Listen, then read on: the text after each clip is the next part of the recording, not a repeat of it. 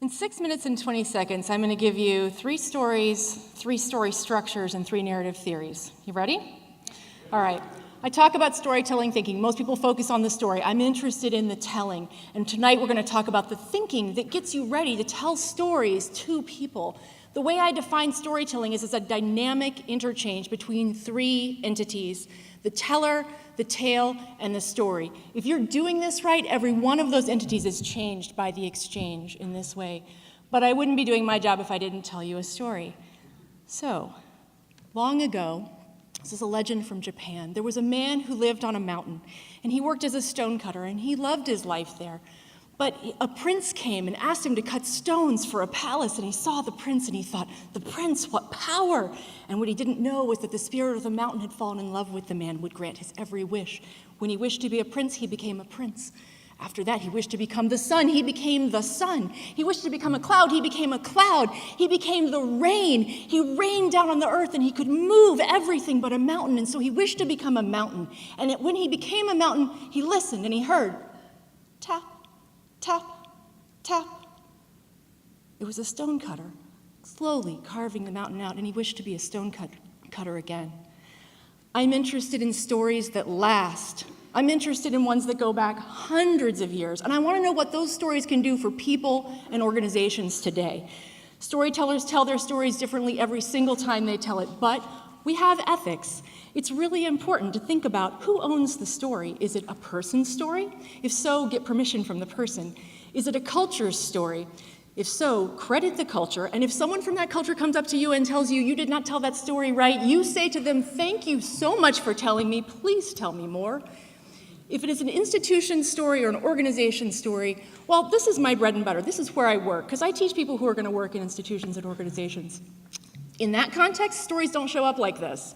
This is great. You can Google story arc. You'll see other structures like this. This is what I call the chronological structure of story. Fantastic for seeing when a story has happened. You hear a story, you go, ah, yeah, that happened. I know, that was a story, right?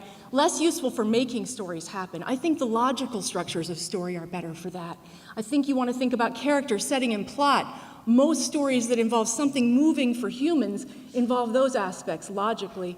If it's an information-based story, you want to think about questions and answers. Most stories where you're conveying something important that you want someone to remember involve questions and answers. Sometimes I work with nonprofits, and this is a typology of stories that I give them. The first 3 are about things that we do really well in organizations.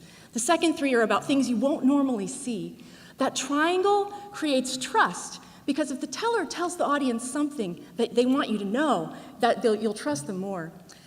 When you need to find a story, you have to look for trouble. This is what's called rising action in that structure. So nothing says trouble to Midwesterners more than this example story I'm going to give you, the second story I'm going to tell you about. It's about one of our favorite kinds of trouble in the Midwest, and that would be your basic tornado.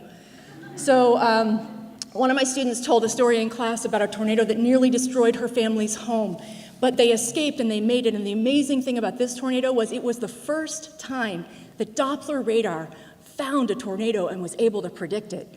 So science saves lives.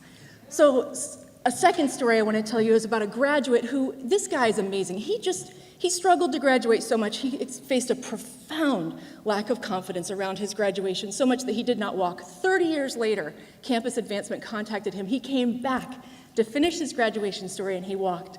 So let's celebrate humanity along with science. First theory I want to give you. This is from Tsvetan Todorov, Russian theorist. Stories sometimes are structured like this. There's an equilibrium, there's something that breaks the equilibrium, and then there's a new equilibrium. We have a peaceful life, a tornado comes, and in the new equilibrium, if you survive the tornado, Doppler radar is there to help you. The feeling of this kind of story is like a still pool, and then a drop or a splash of water comes in, and then the pool becomes still again. So that's an equilibrium story structure, story theory. So the next theory I want to tell you about is one that you're going to know right away. Think Star Wars. It's the hero's journey. I have a woman up there because there's also a heroine in this, right? There can be. Hero's journey is a classic kind of thing. Someone triumphs against the odds. Actually, George's story is a lot like this kind of story. Someone triumphs against the odds. They make it when you don't think they're going to make it. They overcome a series of trials and tribulations, and it changes them. But the problem is, if you tell this kind of story about yourself, you seem like a jerk. So it's really important to remember that Joseph Campbell was basing these things on the life of Jesus and Buddha and Muhammad, and we are not those guys. We just aren't. So when you tell stories, the feeling of these stories is a story of awe.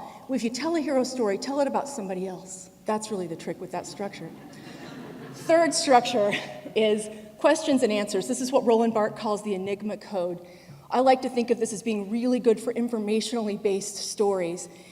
The thing is that you have to raise a question in someone's mind before you give them an answer. One of the questions I raised for you is, how is she going to give me all these narrative theories in this short of a time? The feeling of this kind of story is that of a detective. So the light is being shown bit by bit, moment by moment. Truth is coming out, and you're understanding more and more over time what the meaning is of what you're understanding through the narrative. But if I had to leave you with just one thing tonight, if you remember only one thing, it's this. That triangle only works if you tell it by heart. You can't memorize the words and make a story really fly for people. You have to say something real in the moment to the people. They know when you're faking it. It's not acting. It's not comedy. It's connecting with people in this complex triangle. I'm Kate. I work with people doing storytelling workshops for nonprofits. I love to interview people about how they use storytelling in their work, and I would love to talk to you more. Thanks.